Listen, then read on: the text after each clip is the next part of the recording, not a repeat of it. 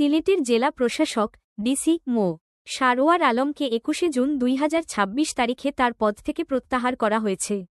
জনপ্রশাসন মন্ত্রণালয়ের একটি প্রজ্ঞাপনের মাধ্যমে তাকে প্রত্যাহার করে মন্ত্রণালয়ের উপসচিব হিসেবে সংযুক্ত করা হয়।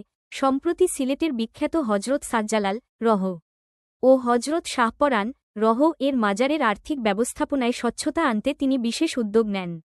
এর অংশ হিসেবে মাজারের ঐতিহাসিক ৩টি দানের ডেগ এবং পুরনো দানবাক্স সিলগালা করে নতুন দানবাক্স স্থাপন করা হয়। এই পদক্ষেপের পক্ষে বিপক্ষে ব্যাপক আলোচনা ও সমালোচনার সৃষ্টি হয়। এর পরপরই সরকারের পক্ষ থেকে তাকে প্রত্যাহারের সিদ্ধান্ত আসে। তার এই আকস্মিক প্রত্যাহারের প্রতিবাদে এবং তাকে পুনর্বহালের দাবিতে সিলেটের সাধারণ নাগরিকরা মানববন্ধন ও বিক্ষোভ প্রদর্শন করেছেন। সিলেটের ভোলাগঞ্জ সাদা পাথর এলাকায় ব্যাপক পাথর লুটের ঘটনার প্রেক্ষাপটে পরিস্থিতি নিয়ন্ত্রণে আনতে ২০২৫ সালের ১৮ আগস্ট তাকে সিলেটের ডিসি হিসেবে নিয়োগ দেওয়া হয়েছিল। ঢাকার ক্যাসিনো বিরোধী অভিযান, করোনাভাইরাস মহামারীর সময়ে ভুয়া হাসপাতাল বিরোধী অভিযান এবং সাবেক সংসদ সদস্য হাজী সেলিমের বাড়িতে সাহসী অভিযান পরিচালনা করে তিনি সাধারণ মানুষের কাছে অত্যন্ত জনপ্রিয় হয়ে ওঠেন।